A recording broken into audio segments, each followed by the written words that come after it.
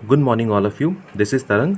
In this video, we are going to discuss Class 10 Board Examination Asked Questions, which is asked in 2026. Okay, so we have taken Section C, Short Answer Type Question. The first question is, in a class test, Veer scored 6 more than twice as many marks as Kevin scored. If one of them had scored 4 more marks, their total score would have been 40. Find the marks obtain bye Veer and Kevin. ठीक है, तो यहाँ पर दो बच्चे हैं, एक वीर है और दूसरा है केविन. ओके, क्वेश्चन का फर्स्ट स्टेटमेंट है Veer scored 6 more than twice as many marks as Kevin score.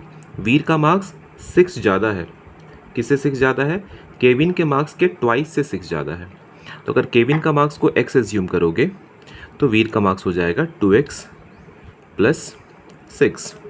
Okay, next statement में क्या बोला जा रहा है? There total score would have been 40 if one has score 4 more marks. बोला गया है if one of them had scored 4 more marks. अगर एक, दोनों में से किसी का भी, नहीं पता किसका, दोनों में से किसी एक अगर 4 नंबर ज़्यादा आया रहता तो दोनों का मार्क्स का सम कितना हो जाता? 40 हो जाता. मतलब पहले वीर का marks 2x plus 6, then Kevin का मार्क्स x प्लस 4 कर लो. अब ये तो पता नहीं है कि किसका ज़्यादा आया है. अब बोला जा रहा है अगर ज़्यादा आया होता किसी एक का तो प्लस 4 इज इक्वल्स टू 40. ठीक है, देखो कितना सिंपल हो गया. दो इक्वेशन बनाने की ज़रूरत भी नहीं पड़ी हम लोगों को. अब यहाँ पर देखो 2x और x हो गया ये 3x और 6 प्लस 4 बन जाता है 10 is equals to 40. Okay, 3x को छोड़ दो और 10 को ले चलो राइट साइड तो बन जाएगा 40 माइनस 10 30. देखो तो 3 से कट रहा है, 3 10 जा 30, x इज इक्वल्स टू आ गया 10. ओके, इसका मतलब क्या हो गया? केविन का मार्क्स कितना है? केविन x था. केविन कितना था? केविन x था. तो x मीन्स 10 मार्क्स. ओके, और दूसरा कौन है? दूसरा वीर है. वीर का मार्क्स हम लोगों ने एज्यूम किया हुआ है 2x प्लस 6, मतलब 2 इंटू 10 प्लस 6, तो ये हो जाएगा 20 प्लस 6 26 बन गया. और ये क्वेश्चन कितने मार्क्स का था? 3 मार्क्स का था. बढ़ते हैं नेक्स्ट क्वेश्चन की तरफ. देखो नेक्स्ट क्वेश्चन बोला जा रहा है, इसी का और पार्ट है. 26 अभी हम लोगों ने सॉल्व किया. 26 में 2 क्वेश्चन थे. ये उसका और पार्ट है. Solve the linear equation 3x plus Y is equals to 14 and y is equals to 2 graphically. देखो कितना आसान हो गया. अब y इज इक्वल्स टू 2 तो डायरेक्टली बना सकते हो, बस थोड़ा सा 3x plus Y is equals to 14 को सॉल्व करना होगा. तो दिया हुआ है 3x plus Y is equals to 14. और देखो लीनियर इक्वेशन को कैसे सॉल्व करके लाइन बनाना है ना, ये तो क्लास 9th में ही सीख चुके थे. कम से कम 2 वैल्यू निकालोगे, 3 निकालोगे तो ज़्यादा अच्छा रहेगा. एक x के लिए और एक y के लिए. और इधर सेकंड इक्वेशन के लिए, सेकंड इक्वेशन है y इज इक्वल्स टू 2, एक x और एक y. ओके, ऐसे आप लोगों को याद होगा कि जब y इज इक्वल्स टू 2 की बात की जाती है तो y इज इक्वल्स टू 2 क्या होता है? एक लाइन होता है जो x एक्सिस के पैरेलल होगा और 2 से पास करेगा. अब देखो 1 बाई 1 सॉल्व करके दिखाना था यहाँ पर.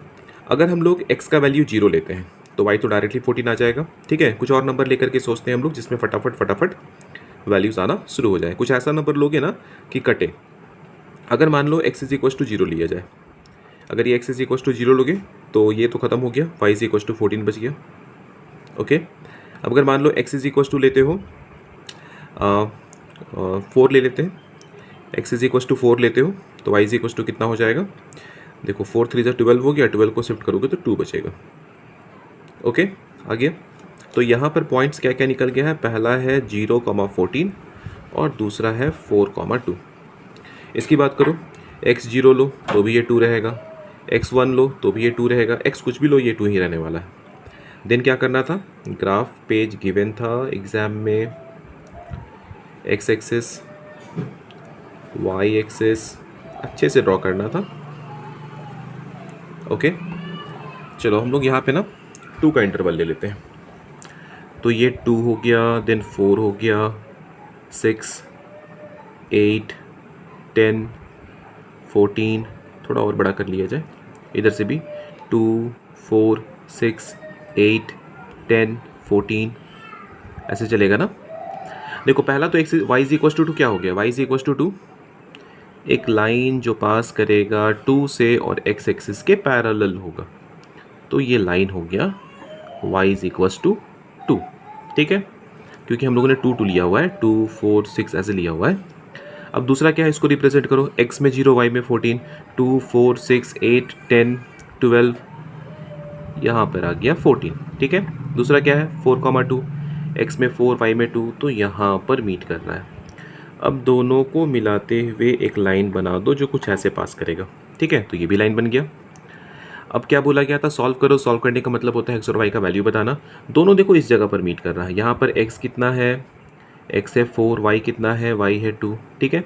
तो from graph x is equals to 4, y is equals to 2, बस इतना ही तो था।